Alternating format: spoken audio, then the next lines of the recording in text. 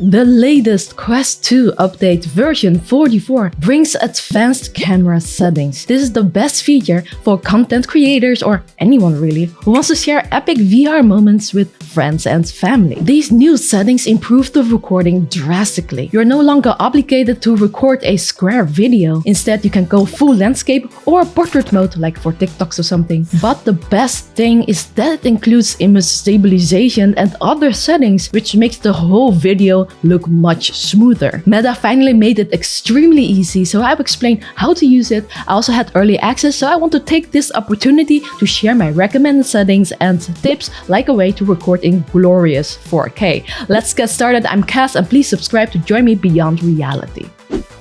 First, let me show you how to find the advanced settings on your Quest 2. So boot up your Quest 2, then put it up, go into VR. In the menu, go to the bottom left corner for the quick settings, then head to the top right and click Settings.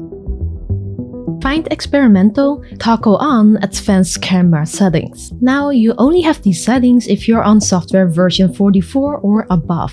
If you're not yet, just wait a few days as it might still need to be rolled out to you. Once you've turned it on, it will ask you if you want to see the camera settings now. Click Continue to do that. Here you will find all the new settings like which eye to capture, image stabilization, aspect ratio, frame rate, and even video compression quality. I'll talk more about my favorite settings and tips in a later section, see timestamps.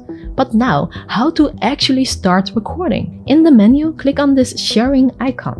A little tip, there's now a shortcut to the advanced camera settings at the top right corner. Now to start recording, click Record Video here. So I'm already recording, or else I cannot show you this, so I can't click on it again, but if you did, you would get a confirmation window. It will ask if you want to record the in-headset microphone too. This can be a good option if you don't have another microphone. I usually have this turned off as I use an external microphone, so I have more editing power later. More about this in a bit. Now, once you click it, the button will turn blue and a small red indicator will also appear. And that's it, you're now recording, and you can do that in any game or environment. Once you're done, you can stop the recording by heading back to the share menu and clicking the recording button again. It will turn back gray. Now your recording will be saved here in the camera roll. You can view it in VR and see if everything looks okay, which is very handy if you want to quickly test a recording. Here you can even share it on Facebook or Instagram. Unfortunately, other platforms aren't supported, so I'll show you how to transfer the file to your PC so you can upload it to YouTube or TikTok. So to get your gameplay video to your PC or laptop, you need to plug in your Quest 2 headset using the USB-C to USB-C cable that came in the box. If you have a USB-C port on your PC, you can check the back of your PC for that. If you don't have that port, you can use a third-party USB-C to USB-A cable. Just make sure you use a high-quality one that supports data transfer. If it doesn't work, try other cables. The one that came with your phone, for example, you may have one lying around. Now on your PC, find your file explorer. I usually open the Windows menu and then I start typing this PC, and then I can just click this icon here to find my drives, but you can find it however you want. Here you won't see your Quest 2 folder yet, as you need to give permission first in VR. So put on your headset first, and then you should see a pop-up asking you to confirm allow access to data. Click allow here. Back to your PC, you should now see your Quest 2 folder appear under Devices and Drives. Open it, go to Internal Shared Storage, then Oculus, then Video Shots.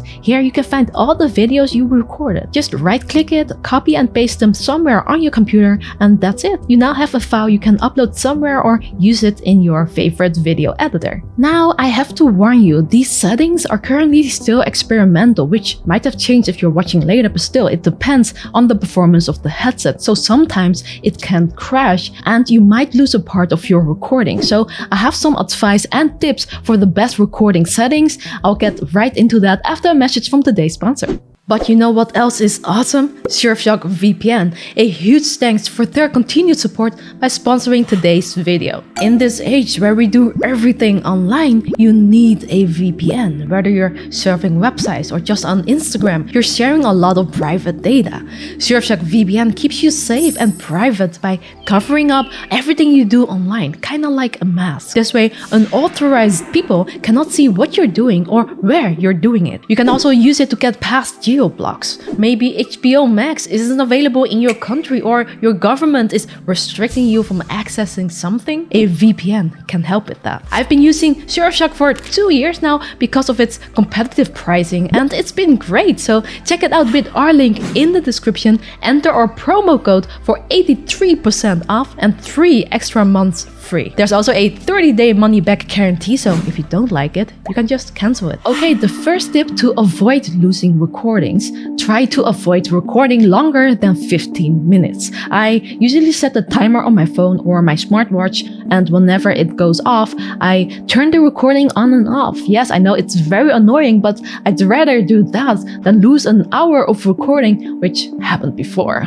Now let's go back to the camera settings so I can show you my favorite settings that I think looks good. First, the left-right eye selection may not sound important, but it actually is. When you record first-person shooters, for example, like if you look down your scope of your sniper, you might use one of your eyes. I use my right eye, but by default, the Quest only records the left eye, resulting in some awful gameplay as people couldn't see what I was aiming for. So pick the eye you use the most for those things. Here, for me, that's right eye.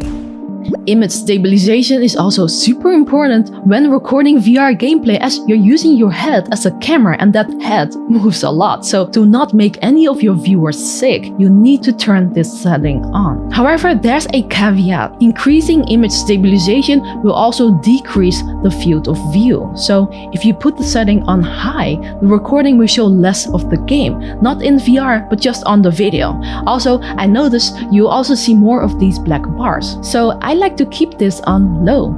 I find it the perfect balance between field of view and stabilization. I mean, it looks pretty good, doesn't it? Let me know in the comments below. Aspect ratio. This is more personal preference. I really like the landscape ratio as I make videos for YouTube, but if you make videos for TikTok or mobile phones, then portrait or square would be the way to go. Depending on the game, I might still choose square because I find you get a better field of view. So for example, you might see more of the top and bottom in the video, and that could be helpful, for example, when you play shooters where seeing the hands and gun is really helpful. For frame rate, the higher the better. Gameplay should be 60 FPS, but unfortunately we don't have that option here. That's only possible in the Oculus Developer Hub, which I'll talk about in a bit too. For video compression, it's also the higher the better for me, but keep in mind that this does mean you'll get larger video sizes. So don't forget to check how much storage you still have so your video doesn't stop mid-recording. Sometimes I find that setting this lower could also help against crashes, so definitely try out what you think works best, but I've had success on 20 Mbps. So by default, the Quest 2 doesn't record your voice. This is good as you might want to use a better microphone so you can edit your audio later in post-production. If you don't have an external microphone, the easiest way to still get your voice in the gameplay is to use the mic built in the headset. You can turn that on when you go to share, then record the video. In the confirmation window, you can turn on include mic audio. When you speak now, it will be recorded in the microphone. This is a test recording, including the in-headset microphone in my home. It's not a bad microphone, but the disadvantage is that you cannot control the volume of your voice compared to the gameplay sound, which can be too loud sometimes. So I prefer using an external microphone. I've been using the ModMic wireless for years. You get these magnets that you can paste on the side of the headset, and then the mic can be easily attached. Using a USB on my computer, I can capture my voice using OBS, and it's wireless, so it's nice. I know some creators use a lavalier and they'll use double-sided tape and a vampire clip to attach it to the Quest 2. Then I would recommend something like the Rode Wireless Go 2 that has internal storage, so it records straight on this little thing and it's easy to get it out to your PC later, or you can just plug it to your PC directly and use OBS. I've put Amazon links down below for these products in case you're interested. There's also a way to get even more settings like 4K recording. It's a bit of a secret program developers use to record epic trailers. What you need is the Oculus Developer Hub, which you can get from this link which I've put in the description. To use this, you need to jump through a few extra hoops though, like making a developer account, but